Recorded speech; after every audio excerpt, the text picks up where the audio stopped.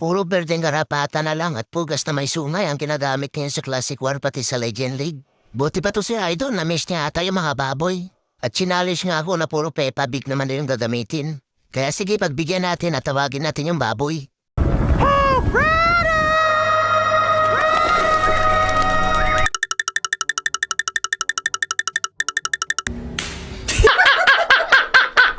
At ito na nga, Idol, yung request mo. Lahat na nga ng klase ng baboy dito, ginamit ko na. Meron nga tayong ditong hilaw na baboy, sunog na baboy, at 4 na super baboy.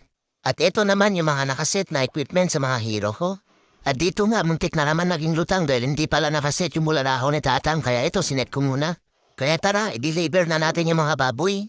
Dito nga, na-trister ko na yung number 1, kaya ito naman number 2 ang gagamitan natin ng baboy. At ito na nga yung ginamitan ko dito na puro baboy lang yung laman ng army camp, yung base ni Chloe. Inuna ko nga lang ilapag dito si Tatang sa baba. Tapos ginamitan ko lang ng invincible spell yung mga ibang defense. At yung target nga ng bulalakaw ni Tatang dito, yung multi-archer. At ayun, buti na lang hindi tuling mayon kaya tumama yung bulalakaw ni Tatang dun sa multi-archer. Kaya nilapag ko na yung tupakin na Gwen dito at ginamit agad yung malaking pana niya. Kaya ayun, natanggal agad yung tunnel kasama ng clan castle at ibang mga main defense na nasa gitna. At nilapag ko na nga yung reinforcement ko na Siege Barracks dito sa may 9 o'clock. Kasi ang plano ko sana, papasukin dito yung mga hero. Para diretso-diretso na lang sana sila papunta dun sa may monolith. Kaso sinapian na naman ang topak yung Archer Queen. At ayaw nga sumunod sa gusto ko sana mangyari.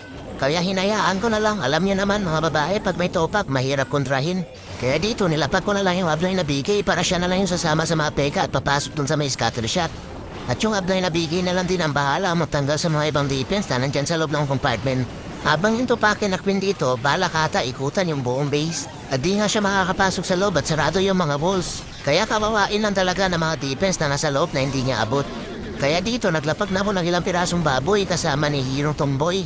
Para sila naman yung bahala ang magtatanggal sa mga defense na hindi abot ni tupakin na Queen. Habang yung upline na BK tinutukan na ng single IT, kaya prinis ko muna at nilapagan ng spell ng mga tiyanak. At nilapagan ko ng ilang pirasong hilaw na baboy.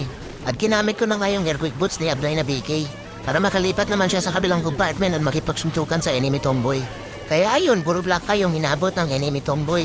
At dito nga, konti na lang yung natitirang defense sa base ni Chloe. Kaya nilapag ko na lahat yung mga hilaw na baboy para matanggal na agad yung mga ibang defense na naiwan dito sa base ni Chloe. At tinira ko nga lang yung isang sulog na baboy dahil siya yung bida dito. At nung wala na natitirang defense dito sa base ni Chloe, nilapag ko na para may pakinabang naman. Kaya dito, na-trister ko nga yung defense ni Chloe na puro baboy na yung laman ng army camp at yung reinforcement. Kaso baka mangisay si Chloe sa high blood pag makita niya yung defense niya ginamitan ng purong baboy.